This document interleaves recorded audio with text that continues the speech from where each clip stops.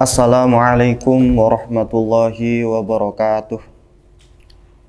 Bismillahirrahmanirrahim. Alhamdulillahil munfarid bil ijad.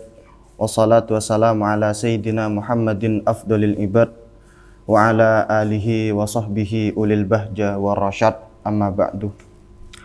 Ashabal fudala wal kurama'il a'izza yang sangat kami hormati dan sangat kami takdimi, pengasuh Pondok Pesantren Miftahul Ulum Pedet Pamekasan, beliau Al-Mukarramah Nyai Faridah binta Hefni, serta seluruh majelis keluarga besar beliau, alladzina naqulu min samami qalbina wa fuadina sam'an wa ta'atan wa ta'diman.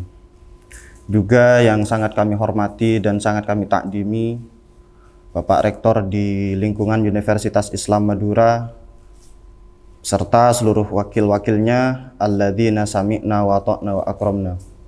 Juga yang sangat kami hormati dan sangat kami takdimi, staf akademika, seluruh pengurus, seluruh pengajar di lingkungan Universitas Islam Madura, dan tak lupa pula yang kami hormati dan kami banggakan seluruh pemirsa UI Media yang dirahmati oleh Allah Subhanahu wa Ta'ala.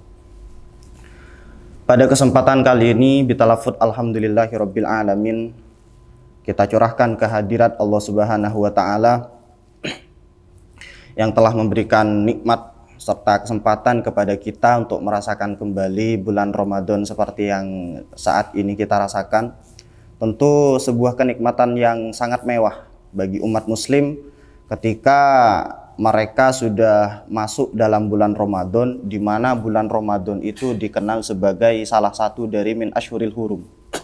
Jadi bulan-bulan yang luar biasa di Islam itu kan ada banyak, ada bulan Muharram, ada bulan Rajab, ada bulan Sya'ban, dan diantaranya adalah bulan Ramadan seperti saat ini. Nanti kita akan kita akan membahas apa saja keistimewaan yang ada di bulan Ramadan, insyaallah. Begitu juga salawat beserta salam semoga tercurah limpahkan keharibaan Nabi besar Muhammad ibni Abdullah yang telah membawa kita, yang telah membimbing kita minad dhulumati ilan nur ay minad dhalali ilal huda, sehingga sekalipun jarak di antara kita dan beliau itu sangat lama, sekitar 1400 tahun, syariat yang beliau bawa masih tetap kita lestarikan, masih tetap kita rasakan sampai saat ini. Di antaranya ya puasa Ramadan. Di antara hal yang sering disalahpahami oleh masyarakat bahwa puasa itu kan tidak makan, mulai dari terbitnya fajar sampai tenggelam matahari kita tidak makan, kita tidak minum. Sebagian orang mengartikan bahwa orang yang puasa itu nanti akan kekurangan nutrisi. Kalau kekurangan nutrisi nanti bakal sakit. Ini pemahaman yang harus diluruskan bagi kita umat muslim, bahwa puasa itu sebenarnya tidak menyebabkan kita sakit. Ternyata dalam sebuah penelitian ditemukan di era tahun 1900-an itu kan masih banyak penyakit yang berjenis penyakit bakteri. Kemudian naik lagi ke tahun 2000-an, ke abad 20, itu yang lebih populer penyakit di medicine atau di kedokteran itu adalah penyakit degeneratif. Penyakit degeneratif itu adalah kemunduran sel-sel pada tubuh, pada organ. Jadi orang yang terkena penyakit kanker, orang yang terkena penyakit liver, jantung, dan sebagainya itu disebut dengan penyakit degeneratif. Sel pada organ tubuh mengalami kerusakan. Ternyata selain kita membutuhkan antioksidan untuk meregenerasi sel itu, saat tubuh kita merasa lapar, saat tubuh kita tidak ada makanan di perut tentunya, itu akan mengalami proses yang namanya autofagi. Di dalam kedokteran dikenal dengan autofagi, yaitu saat kita tubuh kita kekurangan nutrisi, tubuh kita akan menghabiskan sel-sel yang rusak tersebut. Jadi sama dengan orang yang puasa itu sehat. Makanya ulama mengatakan sumu fatasihku, puasalah agar kalian sehat. Kenapa? Karena ya itu, saat kita puasa, saat tubuh kita itu tidak ada nutrisi, tidak terdapat makanan, maka tubuh dengan sendirinya akan memakan sel-sel yang rusak, disebut dengan autofagi.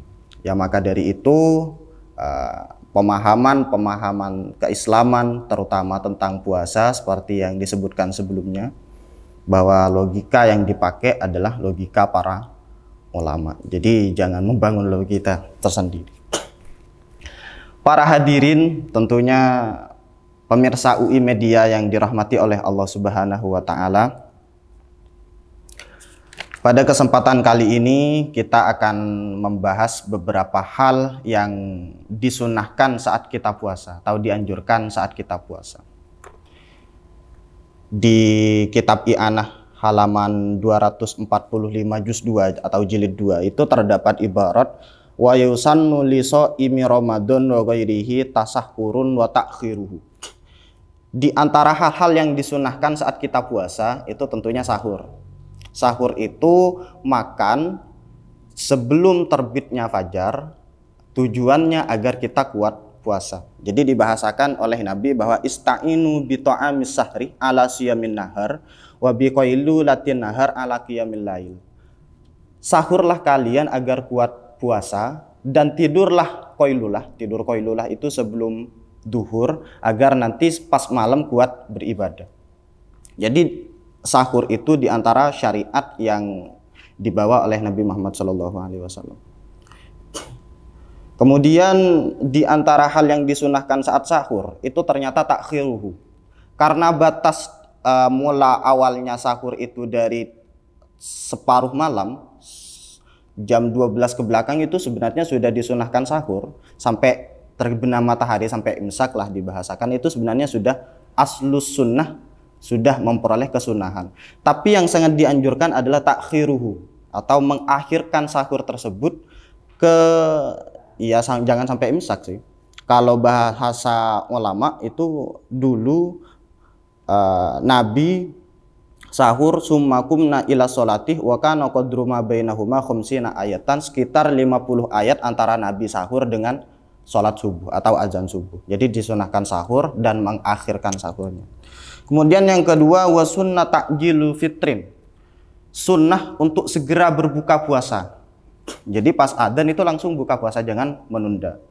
Sekarang pertanyaannya, kalau misal ada orang azan maghrib, terus dia minum, tidak makan, habis minum dia sholat, apakah itu sudah disebut sebagai ta'jilu fitrin, segera berbuka puasa? Itu sudah bisa termasuk dalam kategori takjilu fitrin. Karena yang namanya fitrun atau aftara yuftiru iftaron itu yang penting melakukan hal yang menyebabkan puasa batal, itu sudah disebut dengan memperoleh kesunahan takjilu fitrin. Malah yang tidak dianjurkan, malah yang dilarang itu kalau kita makan terlalu banyak, karena nanti bisa menyebabkan sholat males atau ngantuk, pas tarawih juga males. Makanya dibahasakan ketika Imam Bujairimi naklan anil Alqomi manassahu menanyakan fa in qulta hikmatu masyru'iyatis shaum khalwul jauf li'itlalin nafsih wa kaffiha an syahwatiha. Salah satu dari hikmah atau disyariatkannya puasa itu kan agar tubuh kita kosong. Saat tubuh kita kosong tentu nantinya kita lebih semangat beribadah, syahwat kita lebih kecil. Was-sahuru yunafi dzalika, berarti sahur itu menyebabkan tujuan dari puasa yang perut biar tidak terisi makanan menjadi hilang. Artinya ketika orang sahur menjadi kenyang, faidah puasa atau hikmah puasa jadi habis dong. Ternyata tidak, dijawablah la yunafihi bal fihi iqamatus sunnah binahwi qalili ma'kulin aw masyrubin.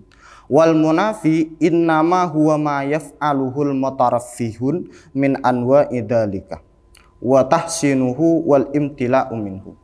Yang menyebabkan keutamaan atau hikmah puasa itu menjadi hilang, menjadi nafi, adalah ketika kita sahur, ketika kita puasa dengan porsi yang sangat banyak, sehingga membuat syahwat kita timbul lagi, kasrul syahwat sudah tidak ada, dan lain sebagainya.